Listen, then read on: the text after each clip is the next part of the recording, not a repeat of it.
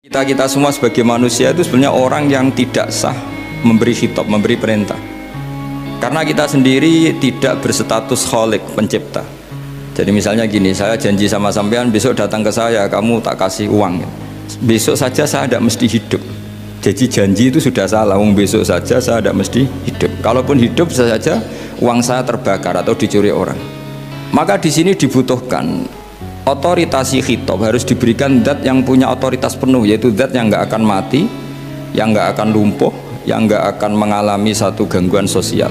Sebab itu dalam pandangan ulama tafsir itu punya akibat, saya ulang lagi, punya akibat bahwa hanya Allah yang berhak memberi apa?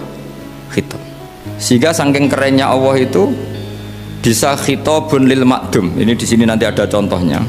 Sesuatu yang nggak ada kemudian Allah bilang kun menjadi ada, sehingga Allah itu nggak bisa dibantah, nggak bisa ditentang, karena bisa apa saja. Karena asbabul qudrah adalah al khalqu. Kalau dalam ilmu tafsir, kalau sampean dalam ilmu manusia kan gini, sebabnya melihat itu mata. Kalau dalam ilmu tafsir enggak, yang bisa menjadikan Anda melihat itu menciptakan. Seorang lagi ya, jadi kalau dalam ilmu tafsir asbabur ru'yah itu al khalqu, bukan al basar.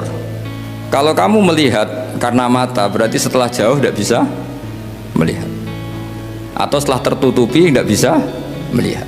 Tapi kalau kamu mengetahuinya karena menciptakan, maka kapan saja bisa melihat. Misalnya gini, saya punya emas 1 gram, kecil sekali 1 gram, saya tanam di dalam Monas, kedalamannya 1 meter. Mbok saya sudah di Jogja, saya tetap tahu bahwa di Monas kedalaman 1 meter ada emas 1 gram. Kenapa? Karena saya yang menciptakan, yang mengatur itu semua. Sehingga setelah saya di Jogja, setelah saya di mana-mana tahu bahwa di Monas itu ada emas 1 gram dalam kedalaman 1 meter.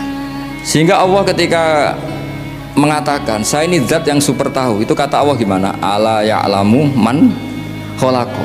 Ala ya'lamu ana ta ora ngerti sapa man wong zat kholako kang gawe sapa man. Masa orang yang menciptakan kemudian tidak tahu? Jadi awal tahu itu karena menciptakan. Tapi kita ini sudah lama jadi bodoh karena kita tahunya pakai mata. Sehingga kita mengatakan bagaimana orang buta bisa tahu, wong dia buta. Kalau dia yang menciptakan tetap tahu. Tadi misalnya orang buta di kamar mandinya masang paku atau masang apa, dia tahu kalau di kamar mandi saya ada paku. Kenapa kok tahu? Karena yang masang saya. Nah, ini penting saya utarakan supaya nanti itu gampang analisis ayat-ayat berikutnya. Otoritas itu, otoritas khitab itu harus diciptakan dulu. Baru setelah punya otoritas, saya ulang lagi, baru punya hak khitab.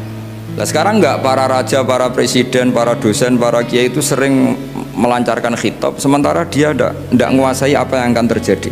Makanya Allah mengkritik kabura maktan indallahi antaqulu ma la tafalun. Itu salah besar ketika kamu seakan-akan memegang otoritas pada sesuatu yang sebenarnya kamu tuh tidak pernah melakukan, tidak pernah ikut menciptakan.